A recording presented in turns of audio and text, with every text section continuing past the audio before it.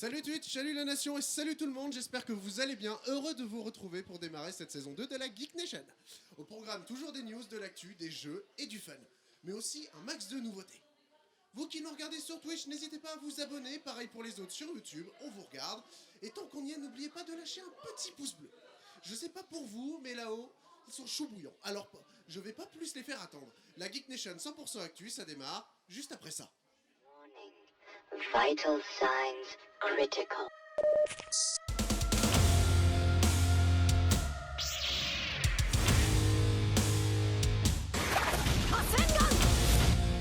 All your days are belong to us.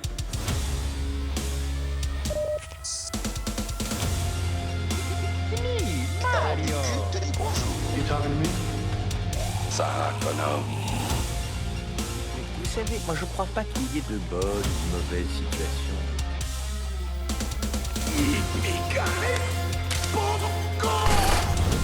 Monster kill. Je pense que quand on mettra les cons sur orbite, t'as pas fini de tourner.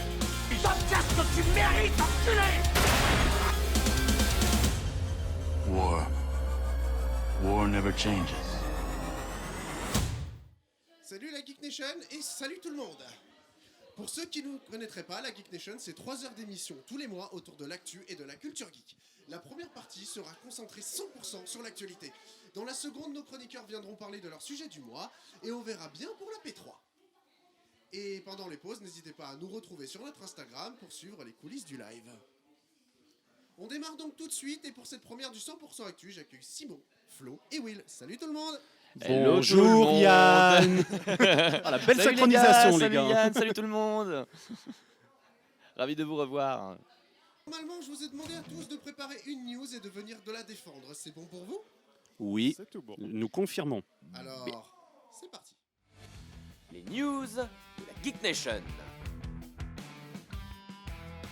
Je confirme que c'est bon. Donc, qui veut commencer pour sa première news? Bon allez, je me jette à l'eau. J'y vais. C'est à ton tour. Alors, ma news va commencer par une question. Est-ce que vous connaissez Jack Oswald White? Est-ce Non, que le nom vous parle? Pas du tout. Qui c'est Ah, encore pas. celui-là? à part une marque de whisky, ça m'évoque rien du tout. Ou un pirate célèbre. Ni l'un ni l'autre, ni un chanteur d'ailleurs. J'ai vu ça passer ça sur internet par rapport à cette news qui disait que ça n'avait rien à voir avec le chanteur des White Stripes, mais voilà. Non, Jack Oswald White est en fait, selon DC et depuis très récemment, la véritable identité du personnage du Joker. Ils lui ont donné un nom, ça y est. Ah d'accord. Alors, rien à voir avec le film Joker de Todd Phillips, qui était plutôt, autant sur le plan physique que mental, le boxeur des méchants indépendants, si on peut dire ça comme ça. Non, lui vraiment, je parle vraiment du comics pour le coup. Oui, officiellement, c'est le titre tel que je l'ai relevé. DC révèle la vraie identité du Joker, l'ennemi public numéro 1 de Batman. Alors, un peu d'explication. Dans le numéro 5 du comic Flashpoint Beyond, sorti ce mois-ci aux États-Unis, la suite de Flashpoint sortie en 2011, nous sommes dans un univers parallèle. Ici, c'est Thomas Wayne, le père du Batman de notre univers, qui est le Chevalier Noir. Et c'est Martha Wayne, donc sa femme, qui est le Joker. Ouais, je sais, c'est bizarre, mais attendez, c'est pas fini.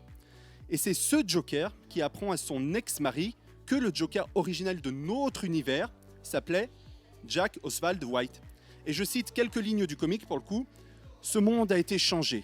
Le Joker était un homme qui s'appelait Jack Oswald White. Dans ce monde, Mr. White était un comique raté avec femme et enfants, bloqué dans un travail subalterne à nettoyer les toilettes du casino Wayne. Si vous voulez mon avis sur cette news, si vous ne le voulez pas, c'est pareil, vous allez quand même la voir, c'est une grosse connerie d'avoir fait ça. D'avoir donné un nom au Joker. Pour prendre une comparaison avec un autre truc que je maîtrise un peu mieux, c'est comme si vous aviez donné un nom au docteur de la série Doctor Who. Je trouve ça absolument ridicule, d'autant plus qu'il n'y a absolument aucun effort fait sur le nom. Parce que si vous l'analysez bien, Jack, c'est une référence à la version Jack Nicholson avait dans les films Batman de Burton, il s'appelait Jack Napier. Oswald, c'est le prénom de Oswald Cobblepot, du personnage du pingouin. Et White, alors selon les interprétations qu'on peut en avoir, soit ça renvoie à la version opposée de Batman qui s'appelle le Chevalier Noir, donc White, blanc, etc. Soit pour certains critiques sur Internet, ça renvoie à sa face blanche de clown. Dans tous les cas, moi je trouve que c'est une énorme connerie. Donc ça renvoie pas à Mr. Freeze. Autant que ça renvoie pas au film de Tarantino, ce qui Qui n'aura sait. aucun rapport aussi. Ben voilà, je sais pas ce que vous en pensez, mais je trouve que c'est une énorme connerie d'avoir donné un nom au Joker, parce que je trouve ça d'une inutilité absolument complète. Qu'en pensez-vous? Est-ce que dans le film, il a le même nom?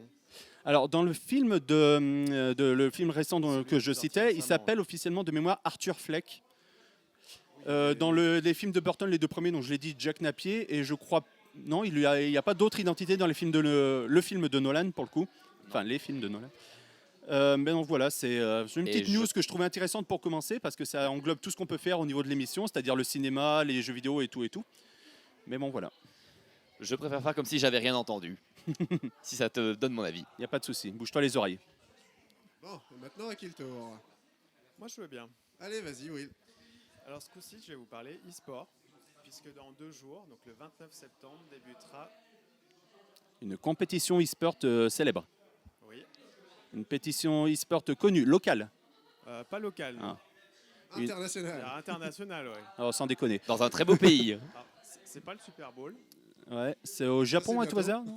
Qui est bientôt, oui. Ah, D'ailleurs, ah. j'ai appris que les places étaient à 5 000 $. Oui, bien sûr. Bah, ça coûte moins cher d'aller au Festival Lumière à Lyon. Ouais. Oui. Ouais, mais il n'y a pas Rihanna. Oui, pas Elle est beau. passée il y a quelques années. Hein. Bon, Ouais. pour revenir à l'événement, c'est les Worlds de League of Legends qui commencent dans 2 jours. Ah bah tiens, ça doit parler à Yann, League of Legends, du coup. Et je vais vous parlez pas de ça, donner, ne parlez pas de je vais ça, vous ne donner parlez pas de un ça. chiffre qui va faire saliver tous les streamers. C'est l'audience. Par exemple, l'audience de la Geek Nation sur Twitch, c'est environ 5 viewers. Oh la comparaison. Non, je vous donne un ordre de grandeur pour que vous puissiez situer l'info. Voilà. Squeezie, On a quand pas il, de fait, nouvelles, hein. quand il fait un live, c'est à peu près 35 000 viewers. La finale des Worlds en 2021, c'est 73 millions de viewers. Oui. C'est-à-dire tout Twitch ce soir-là. Quand est-ce qu'on arrive là, la Geek Nation? Qu'est-ce à part des événements comme ça, est-ce qu'on arrive vraiment à ces chiffres-là? Non, c'est un record. Aucun streamer ne peut le faire tout seul. C'est le record. J'allais dire même des streamers américains, genre PewDiePie ou MrBeast, à mon avis. YouTuber. En France, Bah, il fait... les plus grosses audiences, ça doit être dans les 300 000. Et c'est Ouais. quand on réunit Squeezie, McFly et Carlito. Oui, voilà, il faut réunir toute Même- la team. Et qu'il y a un gros projet derrière. Pour parler d'un truc récent, même cette année aux Z-Event, je suis pas sûr qu'ils aient atteint des tels scores, quoi, d'ailleurs. Je sais pas combien ils... Je sais qu'ils ont dépassé l'année dernière en termes de viewers, d'argent uniquement. rapporté aux associations, alors que soi-disant ils devaient faire un flop. Mais c'est un autre Et débat. chaque année, il devait faire Ouais, un c'est flop. ça. Oui, Il y a plusieurs articles cette année sur Internet qui annonçaient ça, même après que ça ait fini, comme étant ça a été l'édition du flop et tout, justement pour troller ceux qui disaient ça. Je trouvais ça très drôle. Oui, mais carrément. mais ça fait une super com en attendant. Ah, c'est clair. Donc j'en reviens aux Worlds. Oui. Les Worlds, c'est 24 équipes.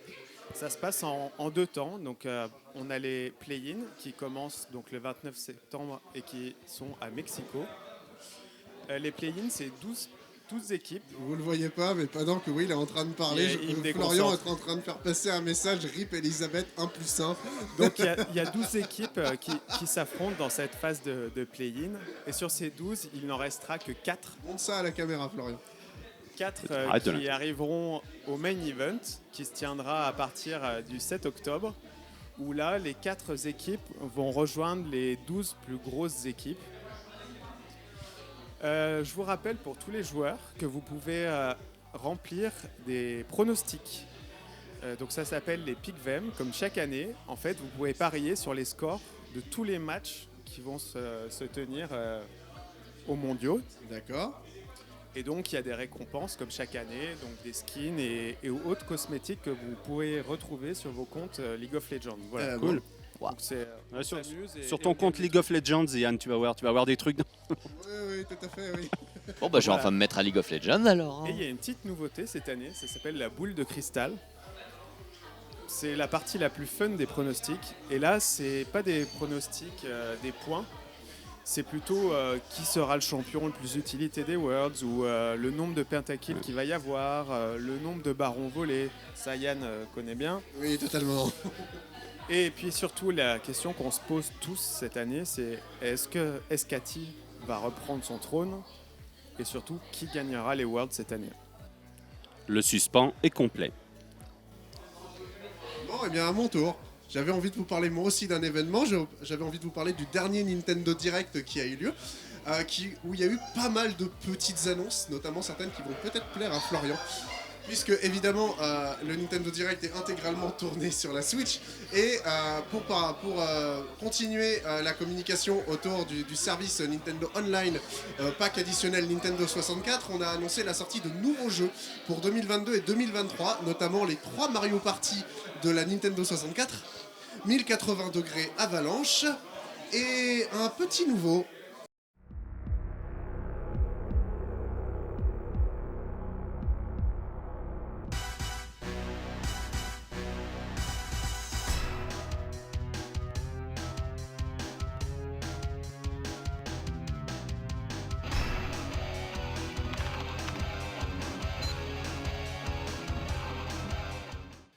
Et vous l'aurez reconnu, évidemment, c'est le retour de GoldenEye Remaster qu'on a annoncé depuis des années. Et oui, cette fois-ci, il arrive en 4K.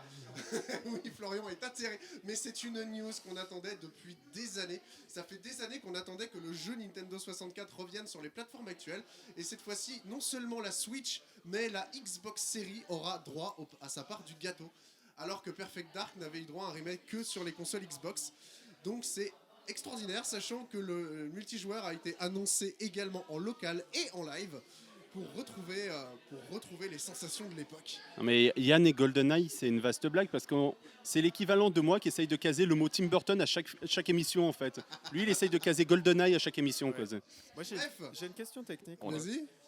Le 4K sur un vieux jeu, c'est un élément un peu marketing, parce qu'un vieux truc en 4K, ça reste moche. Voilà, ça reste upscalé en 16 neuvième, c'est tout ce que vous aurez eu de plus. Hein. Moche mais en plus joli. C'est Quoi. Ça répond à ma le question. remake de Perfect Dark est upscale en 16.9 et un peu plus lissé.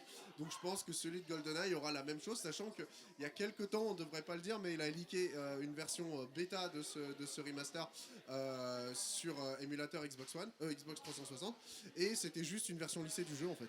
Donc on titille la nostalgie sans trop piquer les yeux. Totalement, sachant qu'on part d'un jeu que tout le monde veut revoir un jour ou l'autre. Et c'est l'occasion jamais, sachant que il a été annoncé, il a été teasé, mais on n'a toujours pas de date de sortie pour cette version.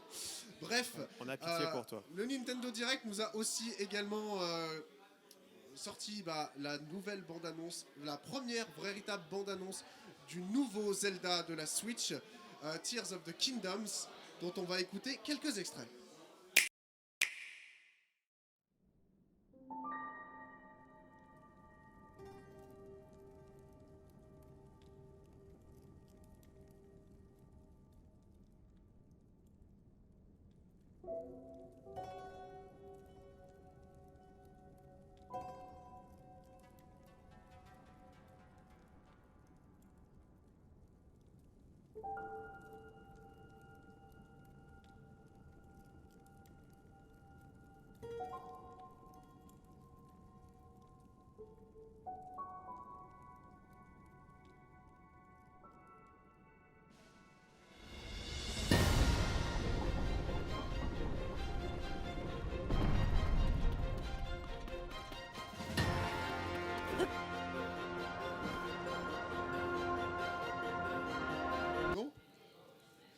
Donc c'était un petit extrait de ce nouveau Zelda Tears of the Kingdom et la dernière annonce que Miyamoto en personne a annoncé pendant ce direct, c'est évidemment la sortie prochaine de Pikmin 4, attendue depuis très longtemps. Ouais, alors ça c'est vraiment le jeu qui vient du néant quoi, j'ai l'impression. C'est exactement ça parce que Pikmin 3 était sorti sur Wii U et on n'avait plus de nouvelles.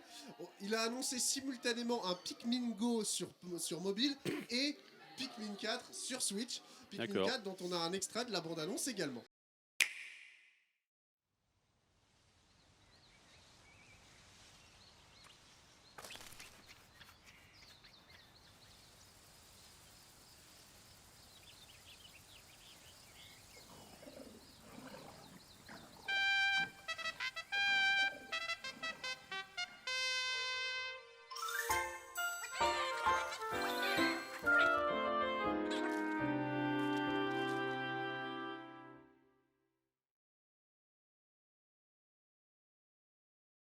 Reste une dernière info, celle de Simon.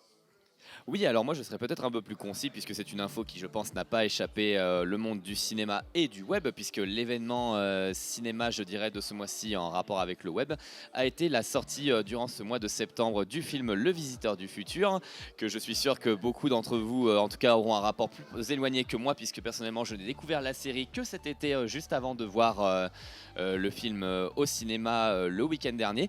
J'avais quand même envie de savoir est-ce qu'il y a certains d'entre vous qui ont déjà vu le film déjà? Oui. Oui. Non. Je crois que je suis le seul autour de la table avec toi. Tu crois que t'es le seul? Et ben, je pense qu'on a eu l'occasion peut-être vite fait d'échanger, ou en tout cas, tu as peut-être vu mon avis quand je l'ai partagé. Je suis quelqu'un qui a découvert, comme je l'ai dit, la série il y a très peu de temps. J'avais un avis qui ressemblait à avoir bien apprécié la première moitié, à savoir les premières et deuxième saisons, avoir été un peu moins emballé par les saisons 3 et 4, ce qui faisait que je ne savais pas comment. Celles qui sont les plus professionnels. Bah, les plus professionnels en effet, mais qui je trouve avaient moins ce qui faisait l'authenticité du Visiteur du Futur, à savoir on exploite le voyage dans le temps, on trouve des tas d'idées, on exploite des tas de temporalités. Là c'est plus on se glisse dans des... On exploite qu'est-ce que ça donnerait le Visiteur du Futur s'ils étaient embauchés par des missionnaires, qu'est-ce que ça donnerait s'ils étaient dans une ville qui ressemblerait à Versailles. Personnellement je trouvais ça un peu moins passionnant, mais ne sachant pas comment aborder le film, j'y suis allé et j'en suis ressorti. Donc, voilà ce qui va se passer. Bien casé. Bravo. Il va annoncer que ça va être le plus grand film du monde. Non, pas le plus grand film du monde, mais je me suis en effet pris une bonne grosse claque puisque c'est un film qui m'a fait rêver comme je n'ai pas rêvé dans une salle depuis assez longtemps, principalement parce que... Excusez-moi. Non, c'est Flo à côté qui arrête pas d'avertir ce qu'il va dire dans les prochains temps et il faut que j'arrête de regarder. Ah, pousse-toi. Pardon, excusez-moi. Parce qu'il y a Ça va un bien se parfait, passer. il y a un parfait passage du format web-série au format cinéma. Je craignais justement pas mal de tics de mise en scène ou au niveau des décors là-dessus, mais la caméra est globalement extrêmement vivante et puis on est globalement énormément investi à chaque scène. Les nouveaux personnages sont très bien introduits et très bien écrits. Même les acteurs s'adaptent très bien au format cinéma et il n'y a pas un si gros budget que ça, pourtant 4,5 millions d'euros.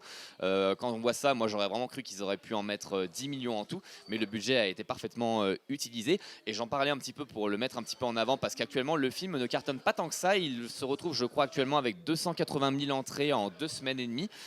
Ce qui me paraît assez dommage pour l'événement du web et que la série a pu rassembler à peu près 1 million de spectateurs sur YouTube à chaque fois qu'un épisode sortait.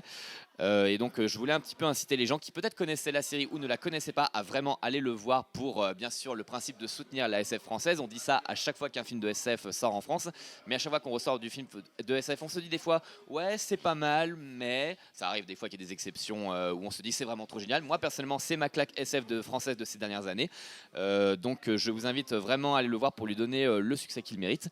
Voilà, je sais pas si toi Flo qui a vu le film, tu avais quelque chose à rajouter là-dessus. Non, tu as absolument quasiment presque tout dit. Ça mélange très bien la web série, les comics qui avaient été faits juste après. Parce Tu les as lus toi? Les comics, je les ai pas vus. Moi, je suis vraiment avant le film, je me suis basé uniquement sur la web série. J'ai pas lu les comics et j'ai pas lu le roman. Il y a un roman également qui a été écrit Et une par BD. Slimane Baptiste Beroun qui interprète le docteur Henri Castafolt dans la série, dans le film. Tout à fait. Et qui développe dans son roman l'histoire de la meute. Donc si vous avez vu le film, c'est uniquement la partie qui se déroule avec les enfants. Pour ceux qui ont vu le film, qui s'appelle La Meute. Donc ça, voilà. Et je trouve que ça marche. Enfin, le film, marche plutôt bien, quoi. Ça marche extrêmement bien. Et puis pour ceux qui ne connaîtraient peut-être pas, vous n'avez pas besoin de voir la web série, vous n'avez pas besoin de lire quoi que ce soit, parce que globalement le film se passe après tout ce que vous en avez connu en web série et en livre, mais ça réintroduit parfaitement tous les éléments. On n'est jamais perdu. Ça se voit très bien sans avoir vu quoi que ce soit de la série, effectivement. Voilà, exactement. Ou des romans. On peut très bien commencer par ce film, et à chaque fois que le film fait allusion à quelque chose qui s'est passé dans la série, les fans ne seront pas paumés puisque ils retrouveront des choses qu'ils ont déjà connues, et tout ce qui est réexpliqué sera fait d'une manière assez amusante, donc ça exploitera très bien le fait de réexpliquer des choses que les gens savent déjà. Donc moi je vous dis, foncez en salle le voir, pour moi c'est vraiment le film de la rentrée. Ouais, et puis Simon l'a dit, mais je vais en rajouter une couche dessus, c'est vrai que on a des tentatives assez peu malheureusement parce que ça coûte beaucoup d'argent de faire des films de genre en France. On a des réalisateurs d'ailleurs qui se spécialisent plus ou moins là-dedans. On a dans un tout autre style, je pense au premier qui me vient par l'esprit, c'est Monsieur Pascal Loger, qui est réalisateur de films d'horreur, notamment en France, dont je crois que c'est le dernier film ou un des derniers films où il y a quand même Mylène Farmer au casting. Ghostland en effet, son dernier, ouais. Je trouve ça, l'anecdote, je la trouve incroyable. Qui est une grosse réussite, je trouve aussi. Je l'ai pas vu malheureusement, il est toujours sur ma pile de C'est bientôt DVD. Halloween, mettez-le dans votre liste de films à regarder pour Halloween. Oui, je vous le conseille lui aussi, apparemment, d'après Simon. Pardon. Je vais pas faire style comme si je l'avais vu. Mais voilà, non, voyez pour revenir à ça, voyez le Visiteur du Futur, c'est très important, c'est très bien et ça se voit parfaitement bien. Ouais, totalement. Et puis Yann et Will, foncez très vite pour le rattraper vous aussi. Merci Simon pour l'idée. Et vous aviez vu la série ou pas du tout? bah moi j'ai vu tous les épisodes à leur sortie à l'époque, je ne m'en souviens plus du tout. Mais donc ce qui fait que moi l'argument principal d'aller voir le film c'est Arnaud Ducret. C'est même plus le visiteur du futur. Bon acteur. Ah oui, très vraiment, bon en acteur plus, et qui est ouais. très bien là-dedans en plus, qui ne prend pas la place, qui s'investit très bien, qui s'intègre très bien dans tout le délire. C'est je clair. trouve. On pouvait s'attendre à ce s'il fasse beaucoup trop, on va dire, comique français, parce que ce qui est à la base. Et présence pour ramener le grand Voilà. public. Ce qui fait un peu en interview, je trouve, soit dit en passant, mais bon, ça c'est pour la promo, c'est une autre histoire. Mais non, dans le film, ouais, bon personnage, il joue bien, il joue très bien dans différents registres, et franchement, c'est un bon film. Voilà. Et le film est super drôle en plus. Oui. Parfait. Eh ben, merci messieurs, merci pour ces news.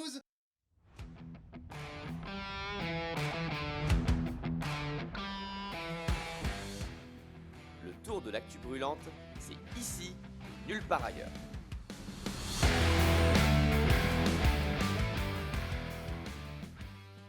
De retour dans la Geek Nation 100% Actu, c'est le moment de notre premier jeu, le quiz d'actu de l'émission, le Master of the Geek. Yes. Je vous fais pas un dessin, vous êtes prêts pour la première question? Non, mais on va y aller quand même. Ouais.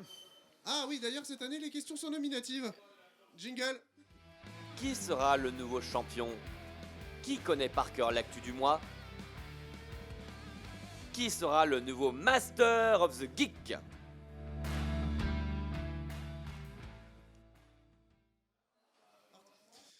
Florian, première question. Quelle licence PlayStation a fêté ses 20 ans le 23 septembre dernier? Ah. Non, pas Denis Brognard, Florian. C'est ce que c'est une licence d'action. Oui, entre autres. Alors j'allais dire Tomb Raider, mais je pense pas. Donc Non, rien à voir. PlayStation, exclu PlayStation. Ah, exclu PlayStation, autant pour moi. D'ailleurs, rien n'a été annoncé de la part de Sony par rapport à cette licence. Alors, pour ceux qui ont suivi la saison précédente, je vais pas griller mon Joker. Est-ce que je peux avoir la première lettre maintenant? J'avoue, je ne sais pas. Je n'ai quasiment très peu joué de ma vie sur la PlayStation. Donc je donne. Ils me disent, il ne trouvera jamais. C'est pas le principe du jeu, Master of the Geek, c'est les questions que personne. C'est les questions, c'est la partie de l'émission où Florian ne répond pas aux questions. En fait. Non, je ne sais pas. Florian, non. c'était Sly Raccoon. Ah C'est d'accord. les 20 ans de la licence Sly Raccoon. Le 23 septembre 2002 sortait le tout premier épisode. Et on va s'écouter un petit morceau du thème.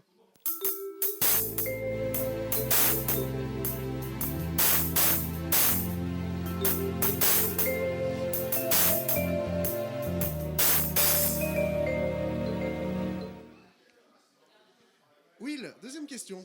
Quel sera le sujet du nouveau film d'Olivier Dahan qui sort le 12 octobre? J'écoute.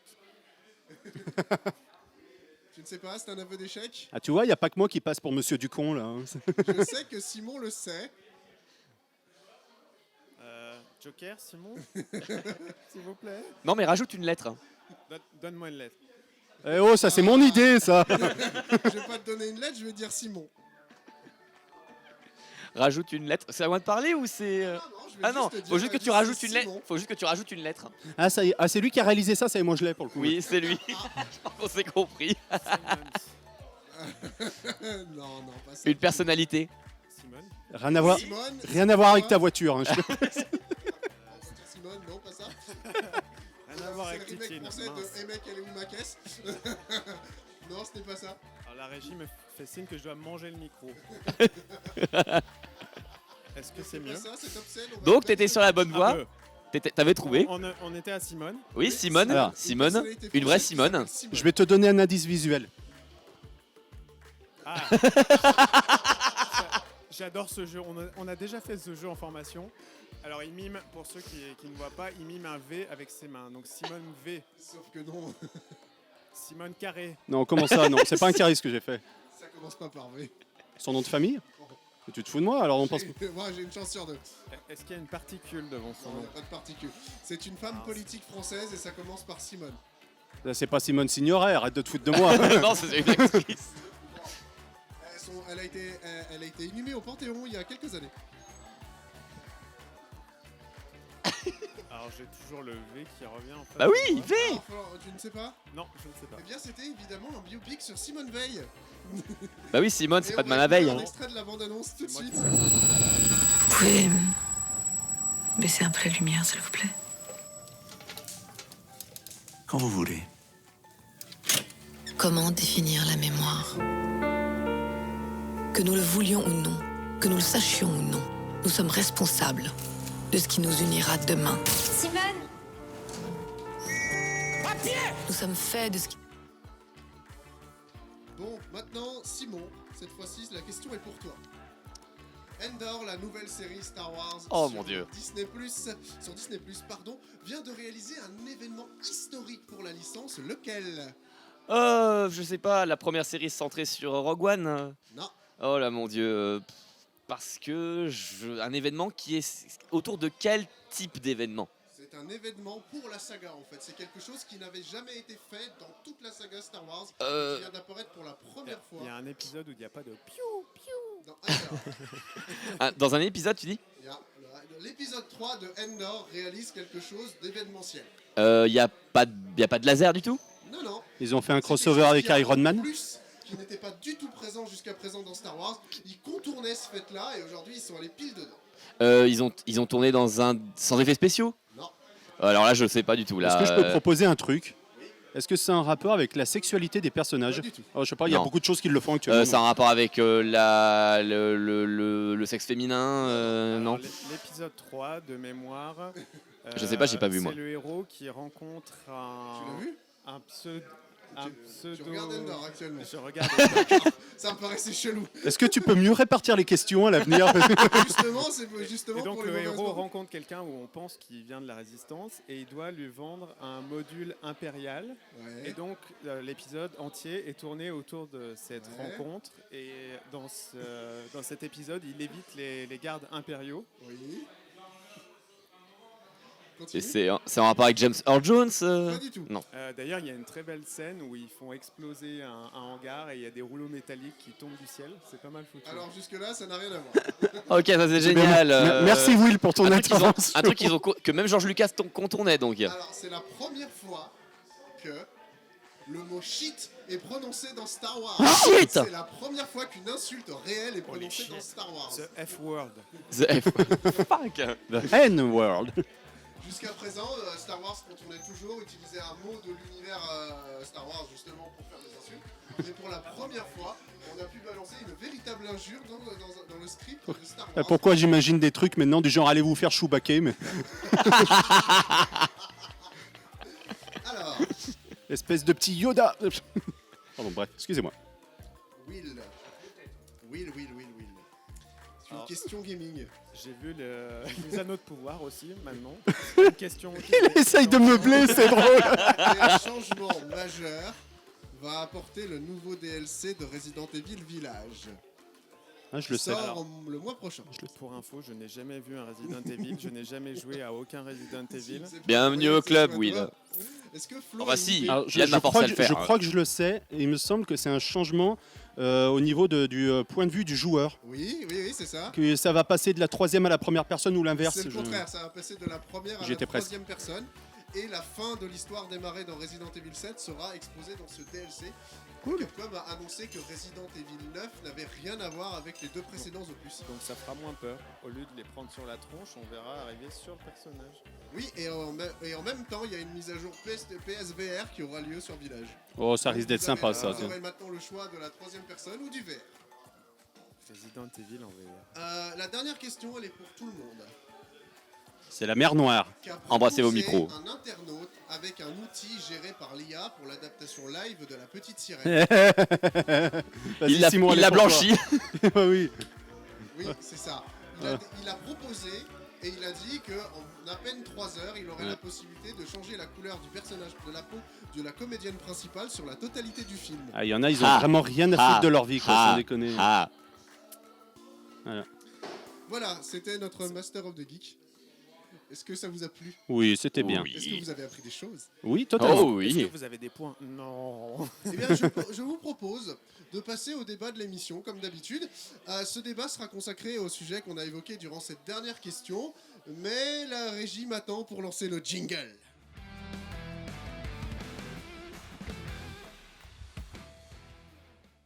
Le débat du... Voilà, donc on a évoqué dans cette dernière question du Master of the Geek cette idée que la petite sirène ne devait pas être incarnée par un personnage, par une actrice noire ou par une actrice d'une couleur différente du personnage qu'on a vu dans le dessin animé. On a vu également fleurir des review bombing à propos des séries des Anneaux de Pouvoir ou la nouvelle version de Game of Thrones, le spin-off, à propos d'acteurs qui ne devraient pas être de telle origine ou de telle couleur de peau. Qu'est-ce que ça vous inspire aujourd'hui qu'on puisse en arriver là, qu'on puisse défoncer une série juste parce que tel ou tel acteur n'est pas dans le canon qu'on attend? Regardez comme c'est drôle, il vient de dire les Anneaux de pouvoir. Willy est en train de se jeter sur le micro. Je veux parler. Bon, oui, ça viendra. J'ai 3 réponses pour la petite sirène. Oui. Que peuvent être données pour la couleur. La première réponse, c'est la réponse scientifique. La petite sirène vit sous l'eau, donc elle devrait être translucide. C'est la réponse d'un podcasteur américain qui proposait également de respecter les droits des personnes translucides. La deuxième réponse, elle vient du Ku Klux Klan. Elle devrait être blanche. Bon, on s'en doutait, hein, merci. Captain Obvious. Et la troisième, c'est celle de Disney. Donc la petite sirène est un conte pour enfants, enfin l'adaptation d'un conte, leur adaptation, et donc ils font ce qu'ils veulent, et ils ont bien raison. Bah oui, totalement. Bah, de ce côté-là, on est d'accord. Voilà mon avis. Oui. Le matériel de base ne dit pas précisément cette information. Donc. Bah, le livre original, j'ai cherché. Ça fait un mois que j'arrête pas de chercher quelle est sa couleur de peau. Bon, j'imagine que c'est peut-être blanc, mais bon, c'est surtout à ça qu'on devrait se référer à la base, quoi. Déjà que l'histoire que Disney raconte n'est pas celle du conte. Déjà, et que je pense pas qu'elle soit rousse dans le livre original. Non, je pense que ça c'est une idée Disney, donc voilà. En plus, ça c'est fait partie des choses qui n'ont pas été dites par Andersen, donc en vrai. Non, ça je ne l'ai pas trouvé.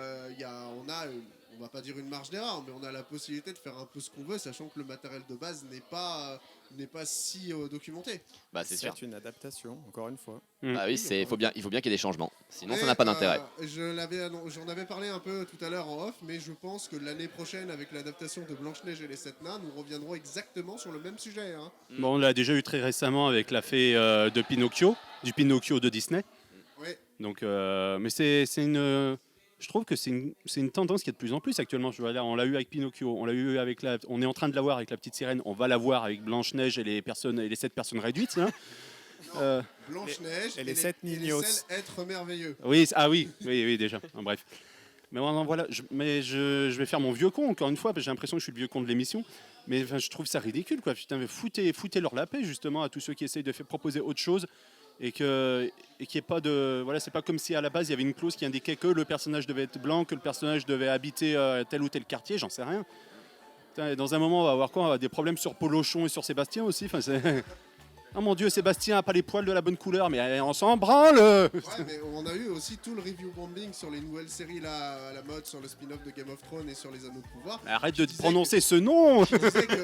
Des commentaires qui disaient que ça n'était pas du tout dans le canon de Tolkien qu'un elfe ou qu'un orc ou je ne sais quoi doivent être incarnés par un acteur qui soit noir de peau. Oui, ou même, certains disaient qu'à parler également de la longueur des cheveux des elfes. Oui, bien sûr. De la taille des seins des elfes aussi, oui. Tolkien qui a grandi dans une époque où on était beaucoup plus raciste, où ils étaient beaucoup moins présents. Donc là, on a évolué depuis quand même, quoi. Oui, mais surtout que Le Seigneur des Anneaux n'a rien de raciste. C'est une œuvre qui est extrêmement neutre sur totalement. Je suis totalement d'accord. Donc, alors pourquoi est-ce qu'on en parle Pourquoi est-ce qu'on en parle aujourd'hui? Neutre, mais il n'y a pas de représentation. Oui, d'où le débat aujourd'hui. Il n'y a pas de représentation, mais rien ne l'empêche d'en faire. Rien dans les bouquins ne disent voilà, ce personnage est blanc de peau, ce personnage est noir, ce personnage est un tel. Peter Jackson avait tout à fait le choix à l'époque des adaptations en cinéma de faire ce qu'il voulait de ce côté-là. C'est ça, et puis surtout que Le Seigneur des Anneaux, enfin en tout cas vis-à-vis des films, ça ne traite pas beaucoup de racisme ou de sous-textes racistes qui rejettent certains types de créatures, ou peut-être que si. C'est une bonne question. Parce que je ne crois pas qu'il y a un certain peuple qui est beaucoup plus méprisé par les autres comme nous on peut en avoir. Chacun donc a sa place et chacun est dans son coin. Donc voilà, donc justement si eux ils ont ça dans leur propre univers, bah pourquoi est-ce que des noirs seraient pas aussi appropriés à jouer des personnages que les blancs, j'ai envie de dire, quoi. Voilà. J'ai cru lire des personnages masculins et féminins aussi. Oui, non, mais il y a eu beaucoup de choses comme ça. Hein, je veux dire, les notes sur Metacritic de la série Seigneur des Anneaux, pour ne pas le citer, ou Game of Thrones, évidemment, ont été complètement massacrés par ce review bombing qui n'a aucun sens en fait.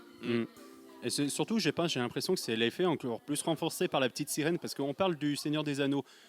je vais peut-être dire une énorme bêtise, hein, mais tant pis, je vais l'assumer, qui je pense est une série ou un univers qui est plus apprécié par les hommes que les femmes. Je vais peut-être dire une bêtise, mais pour moi, c'est ce que je pense en tout cas. Je pense que La Petite Sirène, c'est autre chose. La Petite Sirène, à mon avis, quand on était petit, quand on a eu le Disney dans les années 90, a plus été apprécié d'abord par les filles, les petites filles, que par les petits garçons. Parce que c'est aussi ce que je pense, voilà. Après, le fait qu'on change un élément qui appartient à l'enfance ou qui faisait partie de l'enfance de certaines personnes qui, à mon avis, maintenant gueulent contre ça, enfin, je trouve ça ridicule. Je veux dire, il y a des gens, ils ne comprennent pas qu'on essaye d'évoluer avec le temps, comme ils ont pu évoluer de l'enfance à l'âge adulte. Et le fait que maintenant la petite sirène soit black, qu'est-ce qu'on s'en fout? Je veux dire, qu'est-ce qu'on s'en fout que maintenant ça passe de la petite sirène à, enfin, la petite sirène qui avait une peau de couleur blanche et autre chose. Enfin, c'est ça. Surtout que globalement, la représentation des personnages blancs et les personnages noirs dans les classiques d'animation Disney, hein, donc je ne parle pas dans les films live et tout ce que vous voulez, si je demandais à n'importe qui de me citer 10 personnages noirs, je ne suis même pas sûr qu'on pourrait en trouver énormément, à part éventuellement dans La Princesse et la Grenouille. Alors que si je demandais d'en citer 10 blancs, alors là, c'est tout de suite, on en trouve beaucoup. Donc si à un moment donné, on est beaucoup plus capable de citer des personnages blancs que noirs, alors en soi, il y a un contexte, c'est clair, mais le contexte est un problème. Donc c'est pour ça qu'on essaie un peu de corriger ça et que je trouve que c'est assez bienvenu. C'est là-dessus que nous terminons ce débat, je pense. À moins que vous ayez encore quelque chose à ajouter. Mais... Non, mis à part faire des jeux de mots pourris sur les poissons, non, je crois. Non, c'est ça. Là, on a vite fait. On voulait vite faire. Florian, nous te retrouvons sous l'océan, à la sortie de La Petite Sirène, évidemment. Oui. En attendant, merci d'avoir suivi cette Geek Nation 100% Actu. Merci à vous d'avoir participé également. La Geek Nation revient la semaine prochaine. Oh, bah ça va alors. À la prochaine.